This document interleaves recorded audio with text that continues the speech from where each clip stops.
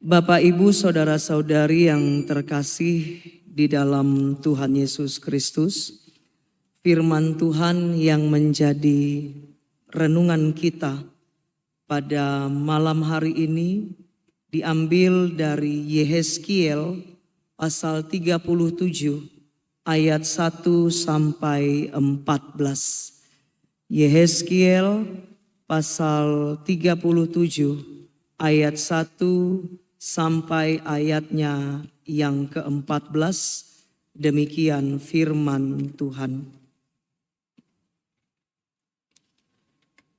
Lalu kekuasaan Tuhan meliputi aku, dan Ia membawa aku keluar dengan perantaraan Roh-Nya dan menempatkan aku di tengah-tengah lembah, dan lembah ini penuh dengan tulang-tulang.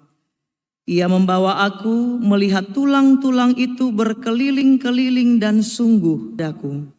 Hai anak manusia, dapatkah tulang-tulang ini dihidupkan kembali? Aku menjawab, ya Tuhan Allah, Engkaulah yang mengetahui. Lalu firman-Nya kepadaku, bernubuatlah mengenai tulang-tulang ini dan katakanlah kepadanya, hai tulang-tulang yang kering, dengarlah firman Tuhan. Beginilah firman Tuhan Allah kepada tulang-tulang ini. Aku memberi nafas hidup di dalammu, supaya kamu hidup kembali. Aku akan memberi urat-urat padamu dan menumbuhkan daging padamu. Aku akan menutupi kamu dengan kulit dan memberikan kamu nafas hidup, supaya kamu hidup kembali. Dan kamu akan mengetahui bahwa akulah Tuhan. Lalu aku bernubuat seperti diperintahkan kepadaku. Dan segera sesudah aku bernubuat, kedengaranlah suara, sungguh suatu suara berderak-derak, dan tulang-tulang itu bertemu satu sama lain. Sedang aku mengamat-amatinya, lihat, urat-urat ada dan daging tumbuh padanya. Kemudian kulit menutupinya, tetapi mereka belum bernafas. Maka firman-Nya kepadaku, bernubuatlah kepada nafas hidup itu, bernubuatlah hai anak manusia, dan katakanlah kepada nafas hidup itu, beginilah firman Tuhan Allah, hai nafas hidup, datanglah dari keempat penjuru angin, dan berembuslah ke dalam orang-orang yang terbunuh ini, supaya mereka hidup kembali. Lalu aku bernubuat seperti diperintahkannya kepadaku, dan nafas hidup itu masuk di dalam mereka, sehingga mereka hidup kembali. Mereka menjejakkan kakinya, suatu tentara yang sangat besar. Firman-Nya kepadaku, hai anak manusia, tulang-tulang ini adalah seluruh kaum Israel. Sungguh mereka sendiri mengatakan, tulang-tulang kami sudah menjadi kering, dan pengharapan kami sudah lenyap, kami sudah hilang. Oleh sebab itu, bernubuatlah dan katakan kepada mereka, beginilah firman Tuhan Allah, sungguh aku membuka kubur-kuburmu dan membangkitkan kamu, hai umatku dari dalamnya, dan aku akan membawa kamu ke tanah Israel, dan kamu akan mengetahui bahwa akulah Tuhan, pada saat aku membuka kubur-kuburmu dan membangkitkan kamu, hai umatku dari dalamnya. Aku akan memberikan rohku ke dalammu, sehingga kamu hidup kembali. Dan aku akan membiarkan kamu tinggal di tanahmu. Dan kamu akan mengetahui bahwa aku, Tuhan yang mengatakannya dan membuatnya. Demikianlah firman Tuhan. Demikian jauh pembacaan firman Tuhan. Shalom. Bapak, Ibu, saudara-saudari yang terkasih, kita bersyukur boleh ada di masih di Minggu Pasion, di Minggu Judika. Minggu yang bermakna, berilah keadilan kepadaku, ya Allah. Dengan satu tema, Tuhan memberi nafas kehidupan. Berbicara tentang keadilan, tentu konsep keadilan yang kita pikirkan secara manusiawi sangat jauh berbeda dengan keadilan dari konsepnya Tuhan. Kalau berbicara keadilan, yang salah dihukum, yang benar itu ditegakkan.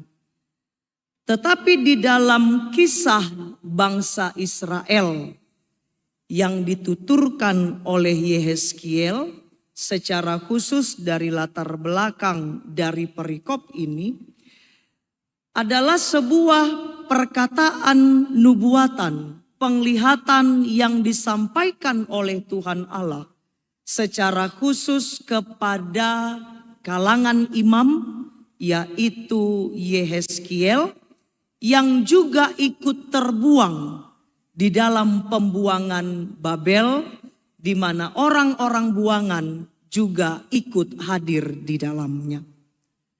Apa yang menjadi latar belakang dari umat Israel pada masa itu? Tentu ini adalah cerita umum. Pembuangan di Babel ini bukanlah sebuah peristiwa yang Tuhan kehendaki. Pembuangan di Babel dimulai dari sikap ketidaktaatan seluruh umat Israel, termasuk para pemimpin-pemimpin pemerintahannya, termasuk para pemimpin-pemimpin agamanya, termasuk umat baik kaya atau miskin yang sudah berbaur bebas dengan kehidupan yang tidak baik dari bangsa-bangsa yang tidak mengenal Allah. Kalau mungkin hanya sebuah dosa perzinahan, atau dosa penipuan, atau dosa yang berhubungan dalam kehidupan secara fisik mereka, barangkali Tuhan tidak akan melakukan seperti apa yang terjadi dengan Israel di Babel pada waktu itu. Tetapi ketika umat yang disebut sebagai umat pilihan Tuhan, yang memiliki misi yang agung yang sudah dititipkan oleh Allah, yang seharusnya menjadi pemberita yang benar kepada orang-orang dan bangsa yang ada di sekelilingnya, tetapi pada waktu hidupnya tidak menjadi umat yang memperlihatkan berita tentang keselamatan itu sendiri, justru berbalik arah dari umat yang taat menjadi umat yang tidak taat. Umat yang beribadah, di satu sisi mereka beribadah kepada Allah, di sisi lain mereka menyembah kepada dewa Baal. Di satu sisi mereka menyebut nama Tuhan, tapi di sisi lain mereka tidak melepaskan diri dari ritual-ritual keagamaan yang dianut oleh bangsa-bangsa yang tidak mengenal Allah. Bayangkan dalam satu perikop di pasal sebelumnya ada sebuah penglihatan kepada Yehezkiel yang diperlihatkan oleh Allah. Dalam sebuah bait Allah, orang beribadah, tapi di depan bait Allah berdiri patung dewa-dewa sembahan. Orang menyembah dewa sembahan di altar, di pelataran bait suci, dan orang dalam bait suci mulai menghadap kepada dewa-dewa Baal. Yang artinya bahwa sikap dari keagamaan kaum Israel menjadi sebuah penentu apakah kehidupan mereka benar-benar ditaklukkan pada sebuah otoritas Tuhan atau hanya memanfaatkan Tuhan sebagai sebuah sarana dalam tanda petik perlindungan dalam segala kondisi yang mereka lakukan yang tidak baik pada saat itu. Kalau penderitaan hanya berbicara tentang dijajah oleh bangsa Babel, mungkin tidak terlampau menyakitkan. Tapi persoalannya ada 4 unsur yang paling penting. Yang paling penting ada 3 malah. Ada unsur-unsur terpenting yang menjadi identitas dari Israel. Yaitu tanah Kanaan, Yerusalem, bait suci, dan keturunan dari Daud itu sendiri. Ini 4 unsur yang paling menentukan apakah mereka masih ada di naungan perlindungan Tuhan atau mereka tidak lagi ada di bawah naungan Tuhan. Sehingga ketika Yerusalem dihancurkan oleh bangsa Babel, ketika bait suci Allah dihancurkan, maka pada saat itu penderitaan mereka berlipat-lipat kali ganda. Karena apa? Anggapan mereka, pengertian mereka, pemahaman mereka selama masih ada 4 unsur ini.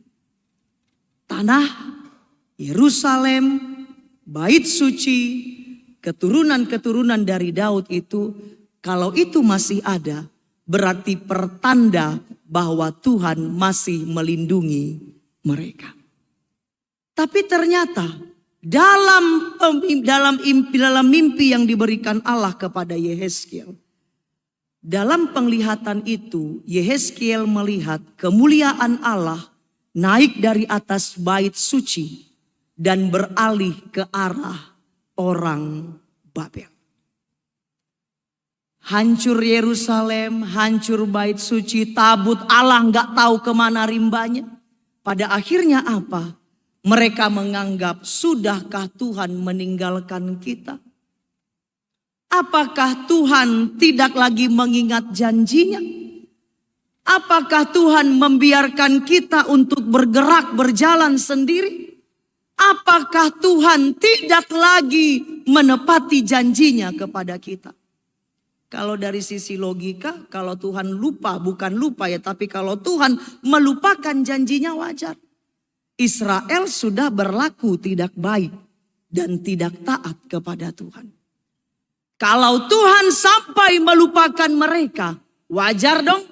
Kamu sudah melupakan Tuhan Allah, kamu tidak lagi taat dengan Allahmu, kau menduakan kehidupanmu, wajar kamu terhukum masuk dalam pembuangan di Babel.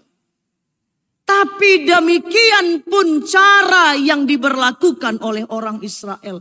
Apakah kasih setia Allah itu beranjak dari umatnya yang sudah mengalami penderitaan yang luar biasa hebat? Kalau kita mungkin dari sisi logika, ya udah wajarlah mereka masuk ke pembuangan, kan mereka yang salah. Wajarlah Tuhan seolah tidak mengingat perjanjiannya, kan mereka yang salah. Wajar Tuhan mengabaikan mereka. Bukankah mereka sendiri yang bersalah? Itu kalau dalam konsep kita berbicara tentang keadilan yang seadil-adilnya. Tetapi ternyata berbicara tentang keadilan Tuhan, berbicara tentang kebenaran Tuhan, bukan berbicara tentang penghukuman yang hendak melenyapkan kehidupan dari umat yang Dia kasihi. Berbicara tentang keadilan adalah berbicara tentang pemulihan.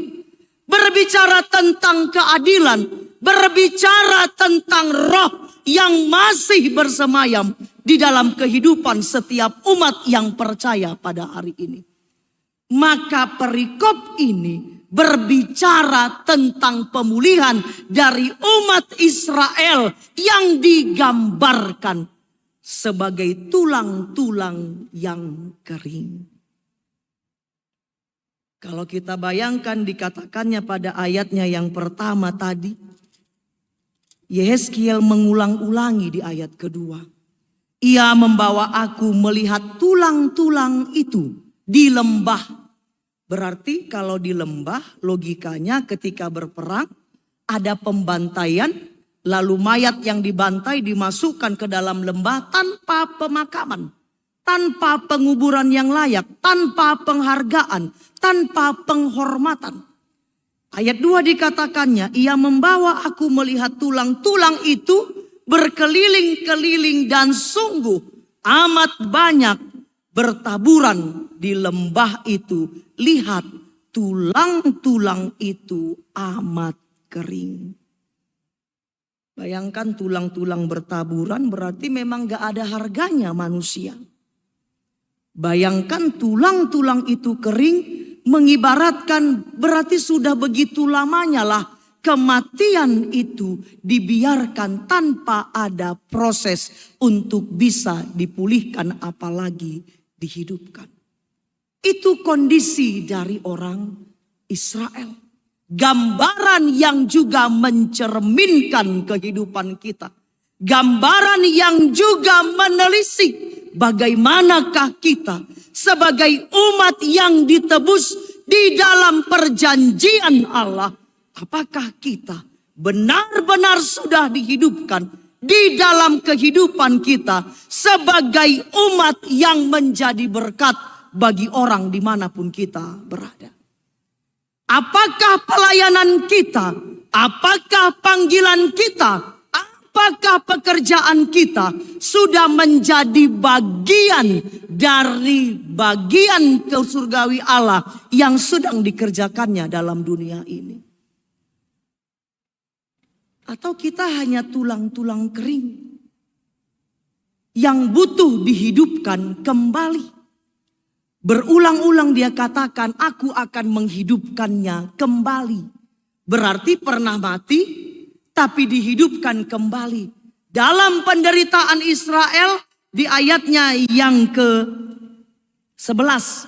Sungguh mereka sendiri mengatakan, tulang-tulang kami sudah menjadi kering, pengharapan kami sudah lenyap, kami sudah hilang. Begitulah parahnya tekanan penderitaan itu yang sampai menganggap dalam posisi hidup ya. Hidup masih hidup, belum mati. Tapi tekanan penderitaan, tekanan kesengsaraan, penderitaan yang luar biasa sampai pada satu titik kami sudah hilang. Gak ada lagi harapan. Karena apa? Kan salah kalian sendiri. Kalau kita berpikir dari sisi manusiawi kita. Kalian yang berdosa, kalian berubah, kalian yang mulai, kalian yang akhiri dong. Tetapi ketika Tuhan bekerja dan menyatakan sebuah nubuatan kepada Yehezkiel. Yehezkiel, kira-kira tulang-tulang ini masih bisa hidup enggak ya? Logikanya, tulang-tulang sudah kering berserak-serak, nggak tahu lagi tuh tulang si anu kawannya mana, yang mana posisinya, di mana tempatnya. Tapi Yehezkiel tidak membahasnya dari sisi logikanya. Ketika dia mengatakan kepada Allah, ya Tuhan Allah, Engkaulah yang mengetahui. Yehezkiel meletakkan otoritas Tuhan di atas dari pemahaman yang sangat terbatas dari pemikiran manusia. Yehezkiel kira-kira bisa hidup enggak ya? Hidup kembali enggak ini tulang-tulang yang sudah sangat kering ini? Ya Tuhan Allah, Engkaulah yang mengetahui. Sehebat-hebatnya Yehezkiel, seorang imam yang pada perjalanannya ditugaskan menjadi seorang nabi yang bersuara kepada Israel, tapi tidak membiarkan akal pikirannya melampaui dari akal pikiran Tuhan yang mau menegakkan segala apa yang benar di dalam kehidupan orang Israel. Lalu dikatakannya pada ayatnya yang selanjutnya, sekarang bernubuat Yehezkiel kepada tulang-tulang itu. Katakan kepada mereka, hai tulang-tulang yang kering, dengarlah firman Tuhan. Waras enggak ini Tuhan? Masa aku disuruh ngomong sama tulang-tulang kering? Masa aku disuruh berbicara kepada yang sudah mati? Masa aku disuruh berbicara kepada orang yang bebal? Untuk apa Tuhan memberikan suara padaku? Berbicara kepada orang yang tidak mau berubah. Bayangkan ke tulang-tulang kering Yehezkiel, sampaikan firmanku. Itu kan sama saja dengan mengatakan, Udah diingatkan, dibilangi, diperingatkan, diberitakan, dikasih tahu hukuman, tapi tidak mendengar. Masa diberitakan lagi Tuhan kalau dari sisi pemikiran kita. Tapi disinilah Allah memperlihatkan sebebal-bebalnya manusia, sekeras-kerasnya manusia. Bahkan ketika manusia itu dalam kondisi mati rohani, hidup secara fisik, tapi tidak mendengarkan kebenaran, maka pemberita harus tetap memberitakan tentang berita Allah itu sendiri. Kadang kan kita jenuh. Tiap hari dikhotbahi, tiap hari dibilangi, tiap hari diingatkan, tiap hari ditegur, difirmankan yang keras, difirmankan yang lembut, difirmankan yang lucu, tapi tidak bertobat. Tapi Tuhan katakan, tugas untuk memberita siapapun kita. Jangan sampai berita itu berubah pada kita hanya karena orang tidak mendengarkan apa yang engkau sampaikan dalam ucapan yang benar. Karena kita kadangkala pelayanan kayak enggak ada gunanya, Ibu Pendeta enggak berubah, dikunjungi pun toh enggak datang ke gereja, ngapain dikunjungi? Diingatkan pun tapi tidak mau diingatkan. Ingat, persoalan pertobatan, persoalan kehidupan bukan persoalan kita manusia. Tapi persoalan untuk memberitakan, persoalan untuk menyampaikan adalah bagian tanggung jawab kita. Pertobatan dan kehidupan kembali itu adalah bagian dari otoritas Tuhan. Maka kalau misalnya kamu sudah lelah berbicara, ya terus aja ingatkan yang baik. Urusan dia berubah atau tidak itu bukan urusan kita. Urusan dia mau hidup atau tidak bukan urusan kita. Urusan dia mau diselamatkan atau tidak bukan urusan kita. Karena hakikat pertobatan, hakikat keselamatan adalah bagian tertinggi dari pekerjaan Allah di dalam masing-masing kehidupan manusia. Tapi mari kita lihat ketika Yehezkiel ngikut. Lalu Tuhan katakan, berbicaralah hai tulang-tulang yang kering, dengarkan firman Tuhan. Lalu apa yang terjadi setelah itu dilakukan oleh Yehezkiel? Dia lagi mengingatkan pada ayat 5. Beginilah firman Tuhan Allah kepada tulang-tulang ini. Aku memberi nafas hidup di dalammu supaya kamu hidup kembali.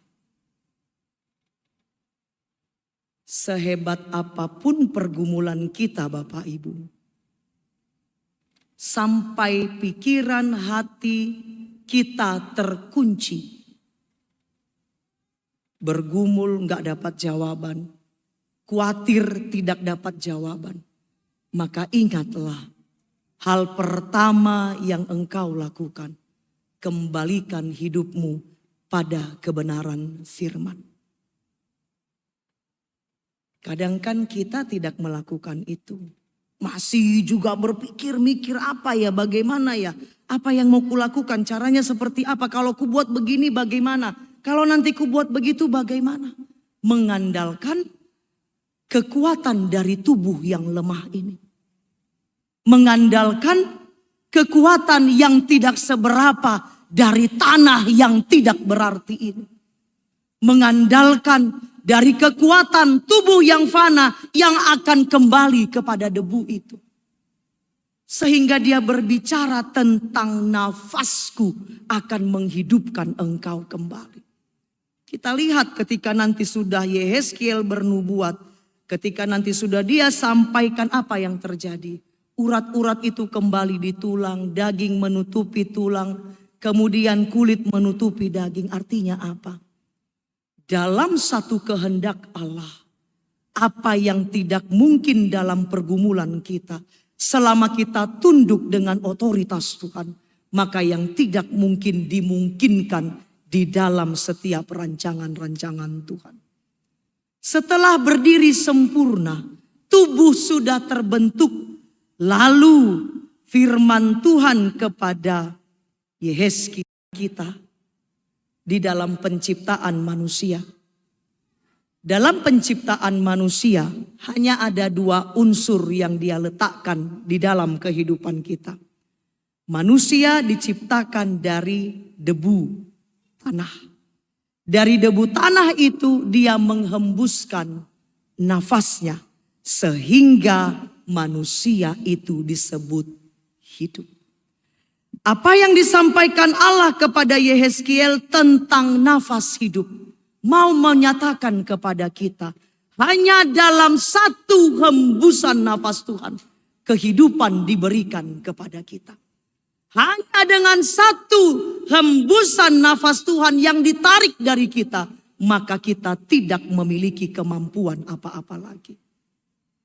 Tapi kan terkadang kita menganggap saya hebat, saya mampu, saya kuat, tapi sampai pada titik yang kita tidak sadari, di atas semuanya kuasa Allah yang memberikan kita kehidupan yang sempurna pada saat ini. Maka sistem dari pembentukan manusia itu kembali mau menitik beratkan tentang apa? Ketika kita sadar dalam sehelaan nafas kita hidup oleh kasih karunia Tuhan. Dan dalam hembusan angin yang tidak berarti, maka seketika itu juga manusia akan dilenyapkan. Maka itu berarti dalam kehidupan kita ini berusahalah untuk melakukan apa yang baik, apa yang benar, apa yang dikehendaki Tuhan di dalam segala perjalanan kehidupan kita. Ketika kita hidup hari ini, Roh Allah itu ada dalam kehidupan kita. Yang artinya apa? Kita hidup bukan bergerak secara keinginan kedagingan kita. Tapi pergerakan kehidupan kita yang sudah diberikan oleh Roh Tuhan harusnya tadi dalam bacaan yang kedua, hidup yang ada di dalam roh tidak terikat pada kedagingan. Karena kedagingan hanya mengarahkan kehidupan pada kematian yang kekal. Daging memang lemah, tubuh memang lemah, tapi roh itu kuat. Kalau kita tidak mampu mengelakkan segala hal yang jahat, bukan salah rohnya. Ketika kita jatuh ke dalam dosa, bukan salah rohnya, tapi keinginan hati yang ditaklukkan kepada sikap-sikap kedagingan yang lebih menyatakan keinginan hati di dalam setiap waktu. Ingat, Tuhan adalah pemberi nafas kehidupan. Kalau Tuhan pemberi nafas kehidupan, gak ada alasan kita untuk membanggakan diri dengan apapun yang kita miliki. Kalau Tuhan pemberi nafas kehidupan kita, tidak ada kemampuan kita untuk menyombongkan apa yang kita miliki. Sehingga dalam panggilan-panggilan Allah, ketika pun ada penderitaan, bisakah kita tanggung? Bisa. Apakah kita sanggup? Sanggup. Apakah kita mampu melewatinya? Mampu. Sepanjang otoritas Tuhan menjadi sebuah otoritas tertinggi di dalam kehidupan kita setiap waktu. Bapak, Ibu, saudara-saudariku yang terkasih di dalam Tuhan Yesus Kristus. Tentu berbicara tentang keadilan Tuhan. Orang Israel yang salah, tapi Tuhan masih mau menyelamatkan. Kita yang bersalah, kita juga masih Tuhan mau selamatkan. Apakah Tuhan tidak mengingat kasih karunia-Nya kepada kita? Kalau Tuhan tidak ingat, Dia akan membiarkan kita dalam perjalanan-perjalanan yang tidak baik. Tapi ketika Tuhan mengingat kehidupan kita, maka sentilan hukuman, pukulan-pukulan kecil yang membuat kita terkadang, Tuhan kok hidupku menderita? Kenapa Tuhan aku sudah berdoa tapi kehidupanku begini-begini saja? Kenapa Tuhan aku sudah rajin beribadah tapi keadaanku begini-begini saja? Karena Tuhan hendak mengembalikan arah kehidupanmu bukan pada dirimu, tapi mengarahkan kehidupan kita kepada arah yang Tuhan inginkan, yaitu kepada dirinya sendiri. Bapak Ibu beribadah hari ini tujuannya apa? Engkau duduk di bangku ibadah ini tujuanmu apa? Engkau berdoa kepada Tuhan setiap waktu, tujuanmu apa? Engkau melayani Tuhan, tujuanmu untuk apa? Selain dari berbicara tentang berkat secara fisik yang selalu menjadi keinginan kedagingan kita. Salah kita kalau beribadah untuk mendapatkan berkat. Salah kita kalau berdoa berbicara tentang berkat. Salah kita kalau melayani kita berbicara supaya dapat berkat. Karena orang yang seyogyanya sudah diberkati. Orang-orang yang seyogyanya menerima penebusan dalam kasih karunia adalah orang-orang datang beribadah karena aku sudah diberkati. Bukan dibalik. Aku pergi ibadah supaya diberkati. Aku berdoa supaya diberkati. Aku melayani supaya diberkati. Besok kau tak terima berkat yang kau inginkan, kau bersungut-sungut. Karena ukuran berkat selalu diukur dari seberapa rajin orang beribadah. Seberapa rajin orang melayani. Seberapa rajin engkau berdoa. Tapi fakta penyalipan Kristus. Keadilan Kristus dalam salibnya.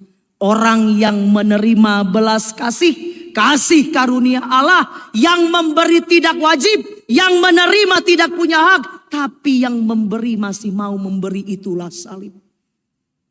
Datang beribadah, tidak lagi membicarakan tentang ini ku Tuhan, apa ku Tuhan, ini ku Tuhan, itu ku Tuhan. Tapi datang beribadah, aku sudah diselamatkan oleh kasih karunia, aku beribadah sebagai ucapan syukurku. Itu pengakuan tertinggi dari Daud. Kalau kita baca di Mazmur 23, itu Mazmur yang paling sangat kita kenal, hafal. Tuhan adalah gembalaku, aku tidak kekurangan. Tapi kita tidak meyakininya. Kalau dalam terjemahan bahasa Inggris yang lebih dekat dengan terjemahan bahasa Ibrani, dia pakai kata begini, Tuhan adalah gembalaku, aku tidak ingin.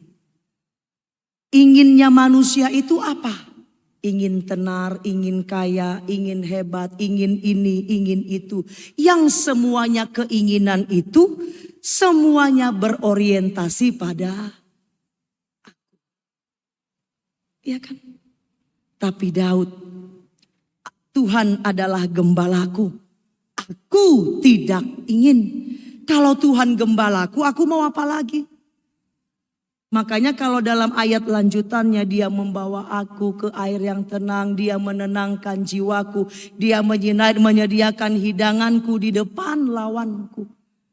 Pengakuan tertinggi dari setiap orang yang memahami berkat keselamatan itu adalah dasar dari setiap orang-orang yang percaya diberkati dan bersyukur di dalam kehidupannya.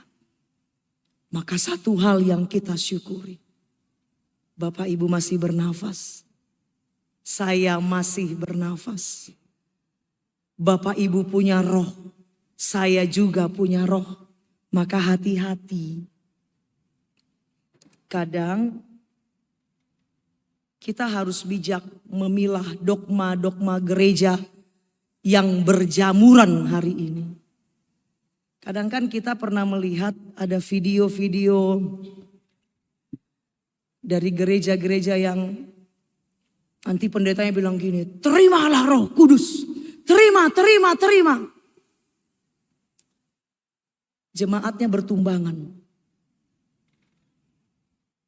Laki-laki terjungkang ke belakang, perempuan gak peduli pakai rok, pakai apa, terjungkang ke belakang. Lalu orang yakin, oh ya sudah terima Roh. Ingat, Roh Allah tidak berkuasa atas manusia. Hanya ada dua peristiwa. Allah menghembuskan nafasnya kepada manusia. Nafas Allah, Roh Allah tidak pernah membuat manusia itu dipermalukan. Jadi kalau ada pendeta mengatasnamakan Roh Tuhan kuberikan, terima dihembuskan, terjungkar-jungkir balik ke sana kemari. Hanya ada dua, satu. Allah menciptakan Adam dari tanah dan menghembuskan nafasnya. Apa yang terjadi dengan manusia dari tanah itu? Manusia itu menjadi hidup pertama. Di perjanjian lama, di kitab Kejadian. Yang kedua, ketika murid-murid Yesus galau, Yesus mati. Sekarang kita pun akan ikut mati. Sembunyi di atas soto-soto rumah. Ketika Yesus datang menghampiri mereka. Yesus menghembusi mereka dalam kitab Injil. Menghembusi para murid. Dan seketika itu para murid mendapatkan semangat dan keberaniannya kembali. Para murid itu menjadi hidup. Hanya itu, tidak ada yang lain. Jadi kalau ada gereja-gereja menghembus engkau, memaksa engkau jatuh, memaksa engkau terjungkal, memaksa engkau jungkir balik, ingat Tuhan tidak pernah mempermalukan, menyakiti umatnya di dalam pekerjaan rohnya. Itu catatan kita. Karena roh pemberi hidup. Roh pemberi kedamaian. Roh pemberi ketenangan. Kalau jiwamu tidak tenang. Entah roh apalah yang dihembuskan kepada. Dan kita sudah memiliki roh itu. Roh itu setiap waktu berbicara di sini. Tapi sering kita tidak dengar. Karena apa? Suara ego kita lebih tinggi. Suara ingin hati kita lebih tinggi. Tuhan berbicara, anakku, kamu jangan melakukan itu terpendam. Kalau hati, telinga, suara hati kita tidak peka dengan kebenaran-kebenaran Allah di dalam kehidupan kita. Tapi firman ini mengingatkan pemulihan bukan semata-mata untuk menyembuhkan. Tapi pemulihan adalah cara Tuhan untuk membuat kita semakin mengenal siapa Tuhan di dalam hidup kita. Jadi kalau kita menderita hari ini, Bapak Ibu punya pergumulan penderitaan. Kalau karena kesalahanmu renungkan, oh ya Tuhan, karena perbuatanku aku begini. Karena pikiranku yang congkak aku jadi begini. Sekarang arahkan aku kepada kebenaran-Mu. Orang yang sadar dengan dosanya. Orang yang paham dengan kesalahannya. Adalah orang yang dekat dengan pengenalan Tuhannya. Daud sudah melakukan dosa. Taurat itu semua sudah dia langgar. Tapi begitu sang nabi mengingatkan, itu kamu Daud. Seketika itu Daud merenungkan kesalahannya, berharap pada belas kasih yang memulihkan hidupnya. Maka itu juga akan menjadi bagian kita. Jadilah kita manusia-manusia hidup di dalam roh yang sudah kita terima dalam kematian Kristus. Bapak Ibu punya roh, saya punya roh. Bapak Ibu punya pelindung, saya punya pelindung. Tapi sering kita mengabaikan mereka. Tapi firman ini mengingatkan, apapun pergumulanmu hari ini nikmati. Karena kalau karena ulahmu ya nikmati sajalah. Kalaupun engkau menderita dalam segala keadaan yang tidak baik, penderitaanmu mendekatkan engkau untuk tahu siapa Tuhan yang akan berbuat adil. Kalau dengan orang yang berdosa pun Tuhan menegakkan keadilannya. Orang yang berdosa pun dipulihkannya. Orang yang sudah kering kerontang hidupnya pun dipulihkannya karena dosanya. Apalagi umat Tuhan yang mendapat tekanan-tekanan, penderitaan bukan karena kesalahannya. Allah itu adil pada tempatnya. Roh yang ada dalam hidupmu adalah roh yang sangat kuat. Kita ingat ketika Allah mengutuk tanah, terkutuklah tanah karena engkau Adam. Tubuh kita sudah termasap di dalam kutuk itu. Maka kalau ada orang mati, tanah kembali kepada tanah, debu kepada debu, abu kepada abu. Bahkan dalam kitab Kejadian, sampai engkau kembali menjadi debu. Itu tubuh kita. Tapi dalam tubuh ini ada nafas Tuhan. Ada roh Tuhan. Roh yang kekal yang membuat kita mampu menanggung segala pergumulan-pergumulan kita. Makanya kan kalau kita lihat ada orang tua yang usianya 70-80 tahun sudah ringkih, masih hidup, masih ngomong, itu pembelajaran bagi kita. Dalam tubuh yang lemah, roh Tuhan itu kuat sekali. Kalau ada orang sakit, tergeletak, tidak mati-mati, gak meninggal-meninggal, tergeletak masih hidup terus. Kadang kan kita anggap sofanaha noso. Kadang kan orang berpikiran begitu. Kenapa? Udah sakit-sakit, sudah luka-luka belakangnya tapi masih hidup. Nolataha nosunia, bukan. Ingat, dari situ kita melihat roh ya yang ada dalam tubuhnya. Roh Kristus yang kuat di dalamnya. Itu yang membuat dia bertahan untuk apa? Peringatan pada kita yang masih hidup. Roh di dalam kita juga adalah roh yang sangat kuat. Kalau Tuhan belum izinkan mati, dia tidak akan mati. Tapi jikalau Tuhan izinkan untuk kembali kepadanya, dalam cara apapun Tuhan akan mengambil dia. Karena tubuh kita akan hancur. Tapi roh Tuhan di dalam kita, itu yang akan membimbing kita kuat melewati segala pergumulan-pergumulan kita. Maka cintai rohmu.